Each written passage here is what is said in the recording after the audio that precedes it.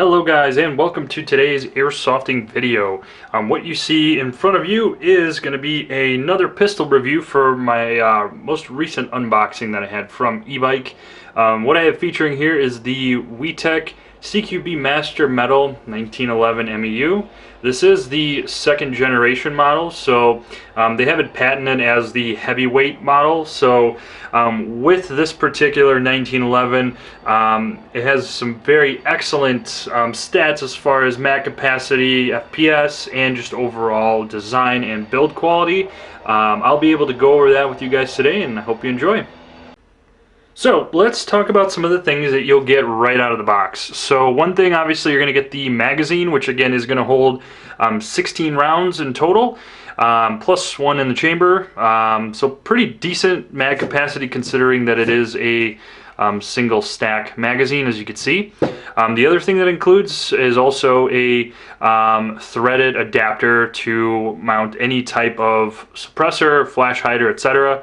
Obviously this did not come with the pistol. I just more so was showcasing the threaded adapter, and that you can pretty much thread anything that's, if I'm not mistaken, I think it's 14 millimeters. If I'm not mistaken, I'm usually not the greatest when it comes to threaded adapters. But anyway, expect to get something like this. Obviously, with any pistols within the United States that are being sold, they are going to come with a flared orange tip, which again, that is removable, and it does come with this as, again, the extra accent piece to the pistol. That's really all you're going to get as far as package contents. So if we're focusing on the magazine, it's a very nice quality build. I do like this polish / brushed aluminum look to it. It has a plastic bottom, and you can see the actual gas valve itself there. It is very ideal for speed loading, because if you bring down the spring here, you can easily put in some kind of a speed loader and fill it up pretty quickly. So that is pretty convenient. Again, as I mentioned, it is a single stack magazine compatible with either green gas or propane as far as the power source for this particular gun. The other thing to note too, for these magazines, the well is pretty deep in there, so there are some chances, depending on which green gas canister or propane canister you have, where you may need some kind of an adapter that can reach into there. For reference, I would say that the Matrix green gas bottles work just fine without any adapters, as that's what I've been using to fill this up. So if you have a Matrix green gas canister, you're okay. As far as propane adapters, typically they're pretty long already, so you shouldn't have any issues. But just note that some of the gas canisters might not be able to reach into that well. Now when you're looking at the overall pistol itself, you're going to notice right off the bat that it's got a very nice weight to it. It is the heavyweight edition, so you're definitely going to feel it. I don't know offhand exactly the weight, but it's probably near the 1 kilogram mark or a little bit less than that. I apologize if I'm inaccurate there, but just to put it in perspective, it is pretty heavy, and I'm trying to word that as best as I can. Exterior-wise, it's very well built. No trademarks of any kind. It's all aluminum as far as upper and lower. Most of the components really are metal here, and the one thing I really like that WeTech did here is these rubber grips. They are actually rubber, which I think is awesome for 1911s to have that, and I really like the fact that they added that nice little touch there. Overall, the gun itself is very aesthetically pleasing to look at. Everything is very well made, and the price point on this is extremely fair when we're talking dollar amount.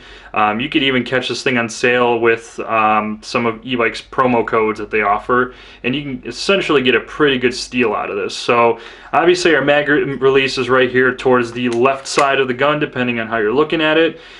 Your beaver tail is right here, as it would be on any standard 1911. Once the hammer is engaged, you can activate the safety right here in the back. So again, very well constructed.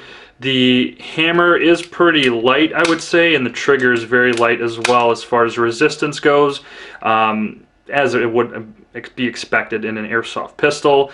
I do love that these grooved little inlays are in here, again, for either grabbing it here or here when you're ready to load in a round into the chamber. So very cool there. Yeah, so let's get into some of the other things regarding this 1911. So really quickly, I wanted to show you guys how this whole adapter thing worked here, because it's super easy. And again, here's kind of an up close as far as what you're going to expect. And it is a threaded barrel. So usually in the case of any type of airsoft gun with a threaded adapter, you're going to be turning, I think this is clockwise if I'm not mistaken, to tighten it. But the threads on the outside are reversed, so you're going to be turning your suppressor or attachment counterclockwise. So in my example, I have my M4 M16 birdcage adapter, or flash hider, I'm sorry. So you can see that I'm turning it the opposite way for it to tighten on. So pretty much should be, there we go. So I don't have it super tight. You're going to probably need pliers if you want it to be tight enough to where it's not going to unscrew after being used. But otherwise, to unscrew it, you're turning it clockwise, like so, and then you're turning this one counterclockwise to unscrew it from the gun itself. A little confusing, but not too bad. So let's talk about the power and a quick field strip. So for this particular gun with 0.2 gram BBs, you're going to expect it to hit anywhere from 310 to 330 FPS, which is what Evike has it rated for on their particular website. So as far as a field strip goes, it is pretty much identical to any 1911. So if you have a 1911 or have used one in the past, it is really going to follow the same principle of you're going to just rack the slide back a little bit to make sure the hammer is engaged. Then you're going to just pull back until you hit this very first notch here. And then you're going to push the button on the opposite end there. And then it should come through this notch. Once you do that, you can start pulling this out like so. And then from there, just be careful because everything is spring-loaded with the recoil guide rods just to not lose anything. And pretty much it comes apart just like that. So if you need to maintain or repair anything on this pistol, pretty straightforward to do so with an easy field strip. And that's what I was talking about. Things are under some pressure, so you just have to be mindful of that when you're taking things apart. So in this case, I didn't hold it well enough, so you can see it just kind of shot out everywhere. But anyway, everything else is pretty straightforward as far as hop-up adjustment and maybe replacement of nozzle, replacement of inner barrel. Anything else there is pretty straightforward. You'll notice that it has a blue nozzle in here, which I don't know if that's exactly compatible also with CO2, but that is something that really sticks out with this particular gun when you get it.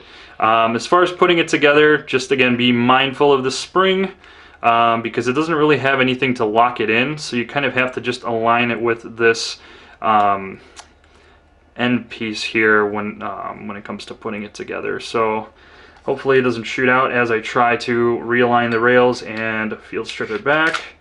So once I have it back together like so, I can take my little pin that I took out earlier. We'll insert it through here. We're going to still rack the slide right up to that first notch like last time. Push it all the way in and you'll hear a click. And then you're good to go to let go.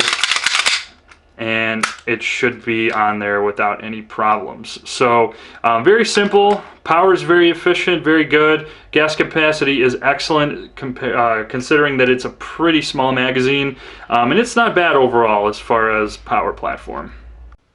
Alrighty guys, so there we have it, a quick and in-depth review of the WeTech MEU 1911. For this particular pistol, I absolutely love it. It is one of my all-time favorite pistols as well, pretty much right up there with the Glock pistols as you guys are aware of. But this one, I go way back with it, and I'm glad to get another one just because it's been probably 10 years since I last time had a SOCOM 1911. So again, I hope you guys enjoyed this quick and in-depth review. Be on the lookout for the next bit of this when I do the shooting demonstration and shooting review of this pistol. But yeah guys, stay on the lookout and thanks again for watching.